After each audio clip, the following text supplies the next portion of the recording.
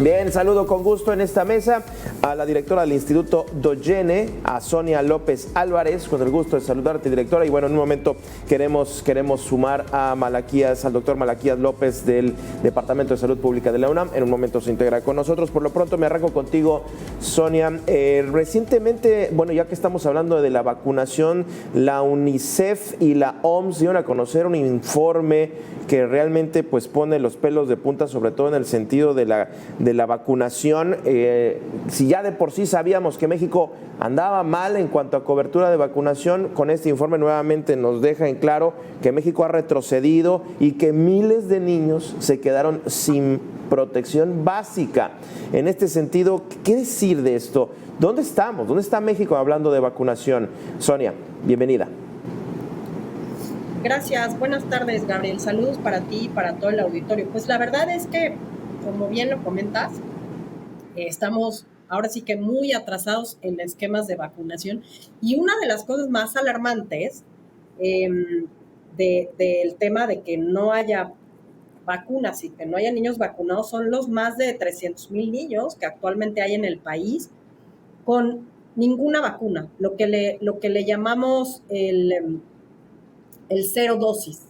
Niños cero dosis, lo cual es muy peligroso. Son niños que no tienen ninguna y que están en peligro su vida y está en peligro pues el resto de la sociedad, donde pues gente que no tenga vacunas completas, con esquemas incompletos, pues estamos viendo que puede haber una reintroducción de enfermedades que habíamos controlado o que habíamos eliminado, lo cual es muy preocupante, ¿no? Tiene que ver con el abasto, tiene que ver con la compra, con la logística, con la gestión de las vacunas, más que pensar que los padres no llevan a vacunar a sus niños. Hay que recordar que el Esquema Nacional de Vacunación es uno de los más completos del mundo, que es gratuito y que protege contra más de 28 enfermedades, ¿no? Entonces, eso es muy importante.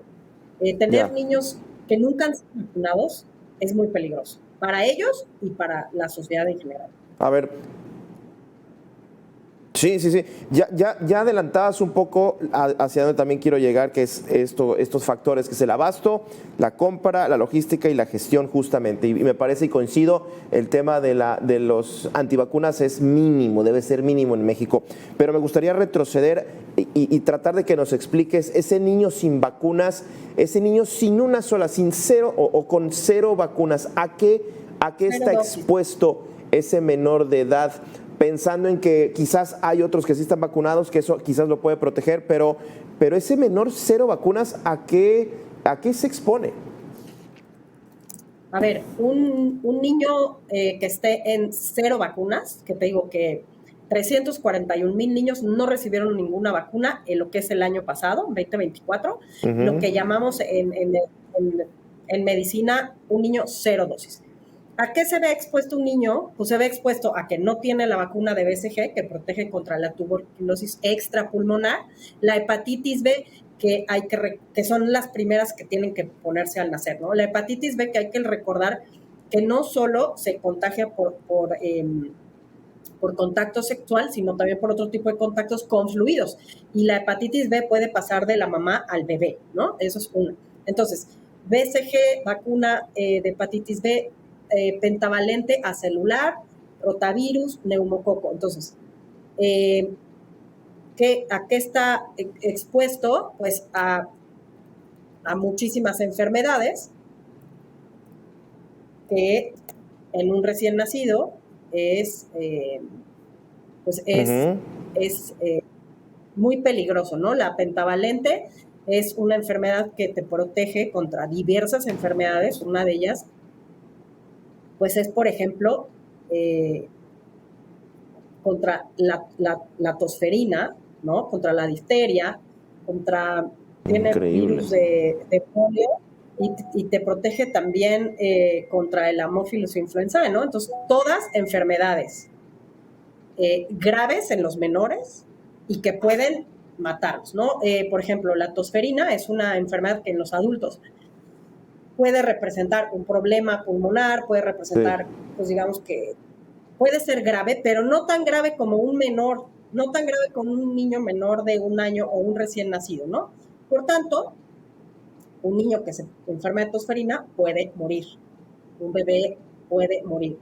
Un Uf. niño que se enferma de Haemophilus influenzae, que está, les digo, contenido en la pentavalente, puede morir. Todo esto son enfermedades, sobre todo asociadas, bueno, con sistema respiratorio, ¿no?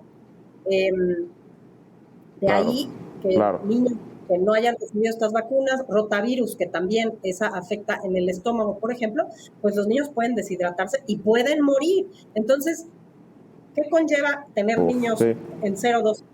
Niños que pueden morir, básicamente, ¿no? Entonces, Así, pues sí estamos así, ante una ah, situación preocupante.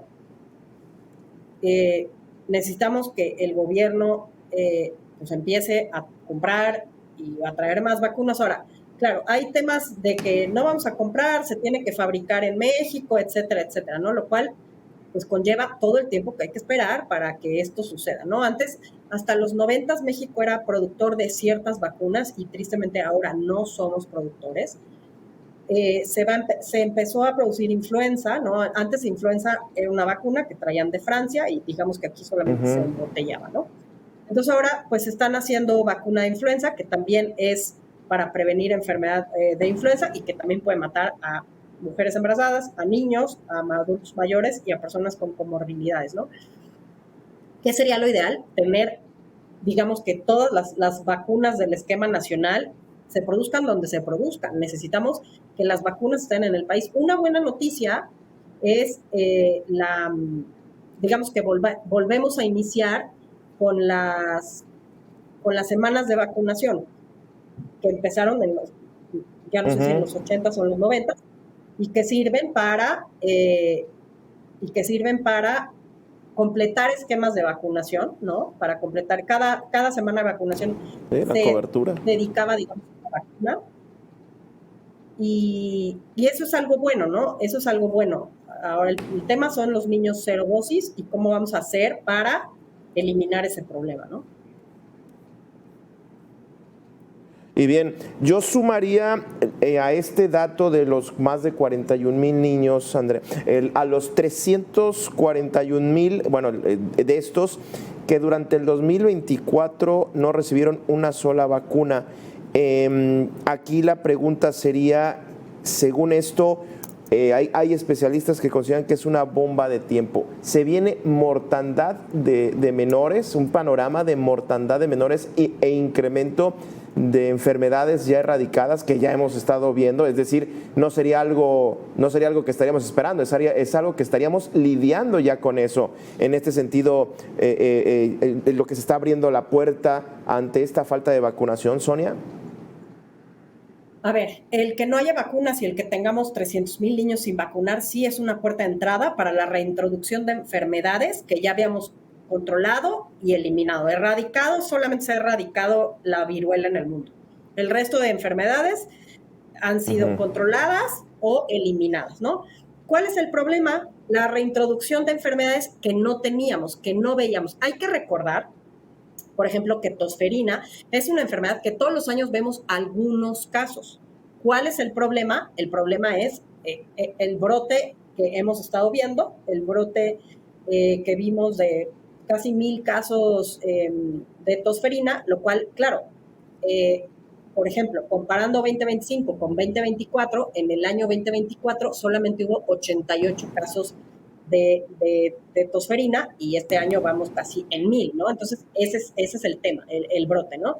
Y en cuanto a sarampión, son casos asociados a importados, me refiero, son casos que, digamos que el virus, digamos que no hay un virus de sarampión mexicano como tal, viviendo en México, ¿no? Sino que es asociado a casos Sí, sí, sí. importados. Pero estamos hablando de 3,000 y tantos casos, ¿no? Confirmados, acumulados, pues, de sarampión, lo cual es una locura de casos que no habíamos visto.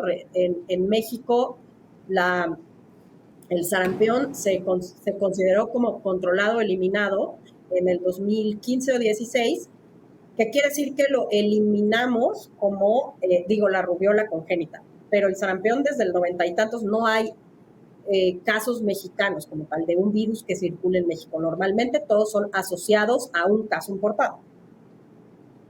El riesgo es ese, el riesgo es que podemos ver aumento en la mortalidad de los niños y que podemos ver la reintroducción de enfermedades que hacía mucho tiempo no veíamos, digamos, autóctonas. Sí, y hay que responder y hay que lidiar ante estas enfermedades. Esto no se puede quedar así. Por supuesto, a que estén ahí nada más de manera comunitaria contagiando a una ciudad o algún pueblo. Ahora, tú planteabas esto y me gustaría irme a la parte del abasto y compra de los medicamentos, sobre todo de las vacunas. Me parece que el gobierno se metió el pie a sí mismo con todo este tema de la compra de las vacunas, metieron a la ONU, metieron a empresas, desaparecieron instituciones y pues en esas estamos, Sonia, en esas estamos y hay una... Pues este mismo reporte que hacemos alusión de la OMS y de la UNICEF, pues que al final de cuentas esto es una consecuencia, me imagino, creo yo, de la falta de la vacunación, tener más de 340,000 niños. Ahora, ¿dónde nos atoramos? Hablando de abasto y compra. ¿En cuestiones ideológicas o si realmente hubo una revisión quizás de corrupción, de ganancias inexplicables de laboratorios, o todo esto se quedó en un discurso ideológico, Sonia? Pues yo creo que es una combinación un poco de todo. Es una combinación de una compra consolidada muy grande que se iba a hacer, que se descubrieron actos de corrupción, que no sé si ya se comprobaron o no, y pues eso no es materia nuestra, y que eso detuvo el que dejáramos de comprar estos medicamentos. Lo que sí es verdad es que las compras consolidadas conllevan un menor precio, ¿no? O sea, el comprar de manera consolidada, digamos que compra para todos, sale más barato si compramos para todos que si cada institución, por ejemplo, compra, ¿no? Por el tema de los precios, la competitividad, etcétera. Ahora, si hubo corrupción o no, pues a mí ni me consta, yo no sé, claro. Yo no me meto en esos temas.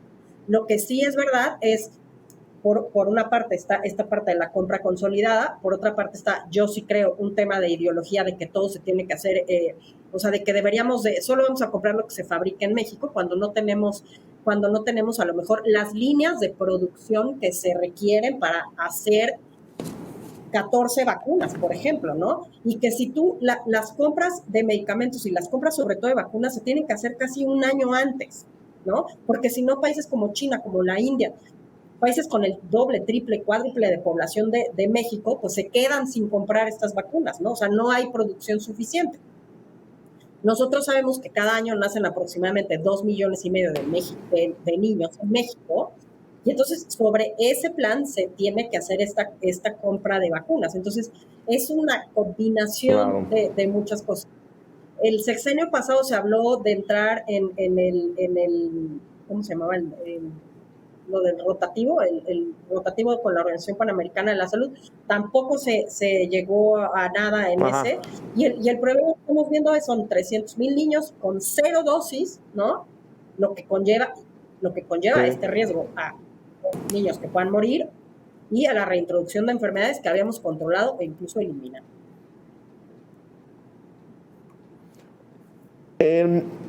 Pongo un ejemplo de la vacuna patria, Sonia, este caso, y me imagino que también lo conoces, el anuncio en medio de la pandemia, la vacunación fue, digamos, algo necesario para poder evitar el contagio, el agravamiento del COVID y, por supuesto, la muerte. Y al día de hoy, pues, se supone que está lista, se tienen los estudios, está en una fase final, pero no hay fecha de salida. Y no sé si esto de la vacuna patria puede ser, digamos, una especie, hablando en términos médicos, síntoma de una situación mucho más grave, que al día de hoy no tengamos esta vacuna, Sonia. A ver, hay que recordar que la vacuna patria, COFEPRIS dice que la vacuna está lista para salir al mercado. ¿Cuándo? No se sabe, como bien dices, tema de cuándo va a salir, sabrá, ¿no? Ahora, La vacuna patria se hizo en una plataforma en el Mount Sinai en Estados Unidos, ¿no? O sea, ni siquiera es como que la hicimos aquí nosotros 100%, ¿no? La vacuna No, bueno. después se vino a México, está en la BIMEX, bueno, y pues tenemos que esperar a ver cuándo la van a sacar, ¿no? Se supone que sí, esta vacuna la van a desarrollar en Avimex, que se dedican básicamente a investigación y desarrollo de vacunas, etcétera, etcétera. Ahora, ¿es una buena noticia? Pues sí, es una buena noticia que tengamos una vacuna, ¿no? Mexicana, aunque se haya hecho en Estados Unidos o como sea. Lo que es una mala noticia es que no sabemos cuándo la vamos a tener, ¿no? Y que se estuvo vacunando contra COVID con vacunas que ya, según la Organización Mundial de la Salud, no eran lo suficientemente eficaces para protegernos con las cepas que estaban circulando. Hablando de COVID. Bien. Muy bien.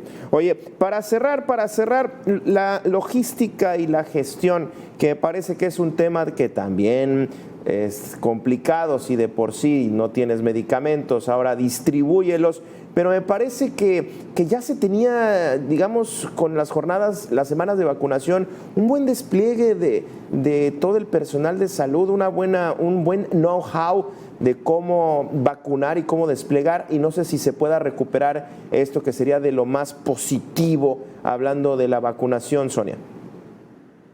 Bueno, hay que recordar que las semanas de vacunación que ocurrían anualmente eran 4 al año.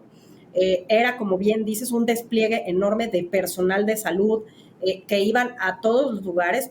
Podías ver, o sea, se ponían en los centros de salud o eso, pero además llegaban a los lugares más recónditos que te puedas imaginar del país. No había niños no vacunados en nuestro país. Sí. No había escasez de vacunas, ¿no? La logística de la distribución de las vacunas es la red de frío, porque hay que recordar que la mayoría de las vacunas tienen que estar entre 2 y 8 grados. Algunas de COVID tienen que estar congeladas, pero las vacunas normalmente se mantienen entre 2 y 8 grados centígrados, ¿no? El personal de salud de México, enfermería, asistentes de enfermería, vacunadores, son de lo mejor que hay en el mundo, que conocen perfecto cómo se maneja la red de frío, que conocen perfectamente los biológicos y que iban de casa en casa vacunando y salvando vidas, ¿no? Entonces, sí es una buena noticia el que se retome las semanas nacionales de vacunación para completar esquemas, para iniciar esquemas, ¿no? Les digo, tenemos niños que nunca han sido vacunados, ¿no? Entonces, no es solo comprarlas, después es cómo las vas a mover. Y como desde el sexenio pasado y en este sexenio vemos como todos estos cambios, estos movimientos, estas ideas, pues no sabemos cómo va a funcionar, pues, ¿no? Pero en general, nuestro sistema de vacunación es muy bueno, el personal está perfectamente capacitado, los centros tienen lo que tienen que tener para poder vacunar a niños, embarazadas y adultos, quien lo necesite, ¿no? Muy bien, Sonia, muchísimas gracias por esta charla. Bien, ya nos integró nuestro otro invitado, pero me parece que fue muy claro, como siempre. Gracias por haber estado con nosotros aquí en A Debate, y yo le invito a que se quede en la programación.